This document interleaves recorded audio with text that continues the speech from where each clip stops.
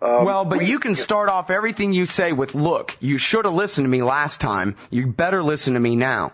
Well, what I'm hopeful of is that it's not just me, but it's other people saying, look, we all should have listened, not just to Ritter, but to the facts. I mean, if we turn this into a fact-based debate, as opposed to this fiction-based, this faith-based analysis that's taking place, I do believe the truth will out. I mean, the bottom line is there's no evidence of a nuclear weapons program, but sadly,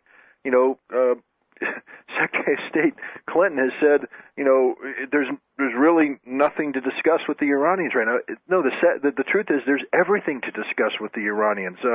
We need to determine, and this is an important issue. We have a president who says he wants nonproliferation to be at the center of his grand nuclear disarmament strategy. For that to work, there has to be a viable nonproliferation treaty, and for there to be a viable nonproliferation treaty, the United States has to be mature enough to accept an Iran operating within its full rights, including Article 4, which gives them a right to enrich uranium. We can't sit there and say, we will turn a blind eye to Israel's refusal to even consider a nonproliferation treaty signature while we condemn Iran for doing that which it is legally allowed to do. We need to get serious about nonproliferation. We need to get serious about disarmament, and we also need to get serious about the fact that this is not 2003.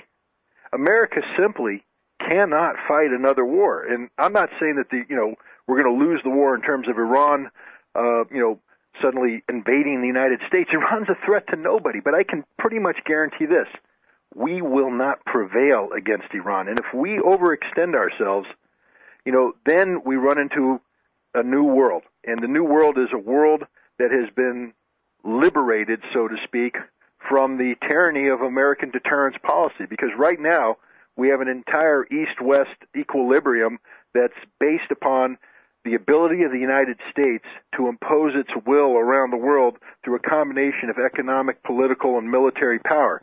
But the second we not just rattle the sword, but we pull the sword out and start slashing, and we don't achieve the result we want, that concept of deterrence-based policy is gone. And that you're going to see is going to cause a huge ripple, and we don't need to push that issue right now. Our economy's in tatters.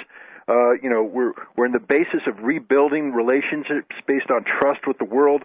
We don't need to throw that all away on a misadventure based upon a lie.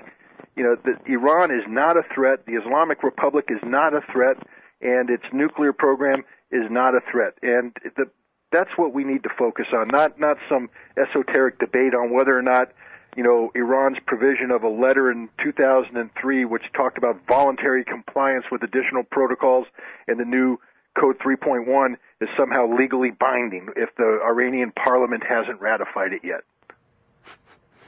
Well, now, back in 2005, you wrote a couple of articles for Al Jazeera about this, and we talked about this on the radio back then. And you said basically what our government frames as Plan A, Plan B, and Plan C for how to deal with Iran. Plan A, get the E3, the British, French, Germans to negotiate on our behalf. Plan B, threaten them more sanctions, whatever it is. Plan C, bomb them. And you said this is not right. What this really is step 1, 2, and 3. That's right. Because we all know that Iran ain't making nuclear weapons, or people who know, the general public's illusions notwithstanding. This is simply an excuse for regime change. And what they have to do is pretend to negotiate and pretend to say, look, we tried to deal with them and they won't deal. Just like they did with Saddam Hussein. Hey, if he was disarming, we would see him, in fact, George Bush said he would take his weapons to a parking lot and say, here you go, IAEA. And the fact that he hadn't done that means that he's still hiding them, right? Same kind of thing here. And that basically the thing is they just want a war. But here's my question for you. Dick Cheney and John Hanna and David Wurmser are gone. They're not running the vice president's office anymore. How could it be that the craziest of right-wing Likudnik policies still reigns in the Obama White House, Scott?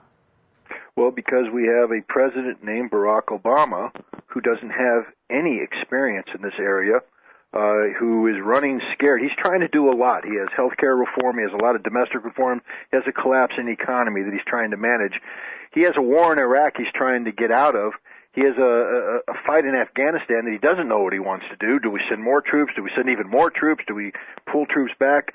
Then we've got missile defense. I didn't like that, but it's there. If I pull back, I'm going to be called weak. At some point in time, the president is being advised that he has to be strong. And he's picked the easiest topic. Iran is a throwaway politically for him, meaning that he doesn't have to put anything at risk by taking the stance that he does. Yes, you and I and others know that what he's putting at risk is the survival of our nation as we know it now, because we're not going to come out of a war with Iran smelling pretty. It's going to be very ugly, and there will be a lot of detrimental impact on it. But he's not seeing that. He's seeing, how do I look presidential? I mean, the absurdity of what he did last Friday, the embarrassment that should have been all over that. Iran does what it's legally required to. It declares a facility that U.S. intelligence community was speculating might be related to nuclear. Remember, no nuclear material has been inserted in this facility, so it's not a nuclear facility. It's a hole in the ground. And the U.S. intelligence community is monitoring this hole in the ground, and maybe they have some SIGINT or signals intercepts. Maybe they have some human that at some point in time centrifuges might be going there, so they're going, aha, we caught them. And then wham, they get the rug pulled out from them when Iran suddenly does what it's legally obligated to do, declares the existence of a facility that at some point in the future may have nuclear material inserted.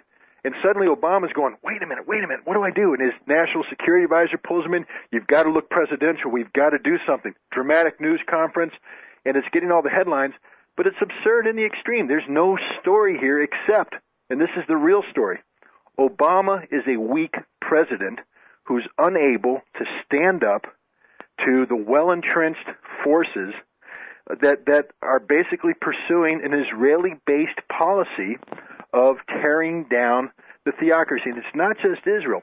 Saudi Arabia is involved in this as well.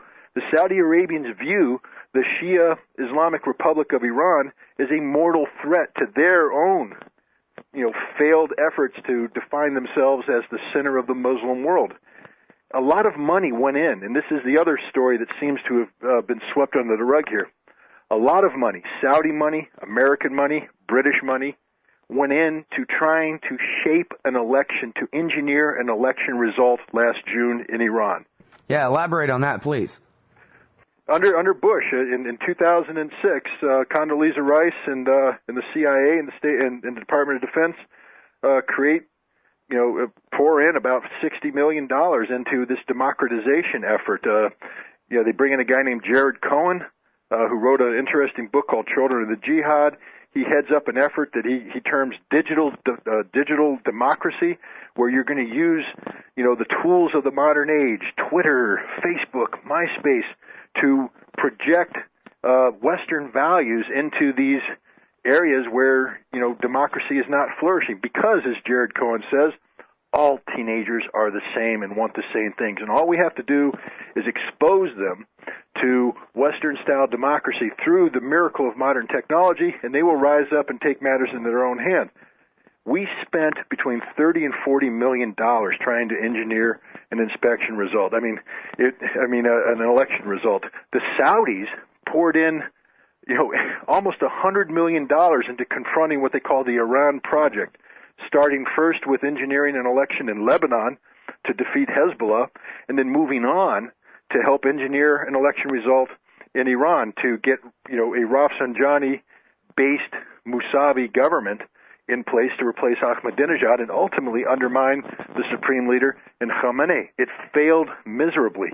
And now these guys, the United States, Saudi Arabia, and others, are left with egg on their face. The best they can do is get 10,000 rich young kids from northern Tehran to demonstrate in the street. This isn't a nation of 70 million. A recent poll came out, and it's a Western-based organization that did the poll.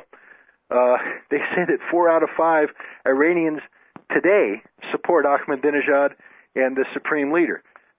Iran's survival in the aftermath of this election, the Islamic Republic's survival, is a huge embarrassment to the United States. And so the United States which has a policy of regime change that has been inherited by the Obama administration and indeed captured by the Obama administration, is looking for a vehicle to facilitate continuation of that policy. And this is what the nuclear issue is all about. People need to understand that. When we speak about Iran's nuclear program, we are not talking about real nuclear weapons, or we're not even talking about real nuclear issues. We're using this as a vehicle to promote the termination of the theocracy in Tehran, just like we used WMD to promote the termination of the Saddam Hussein regime in Iraq.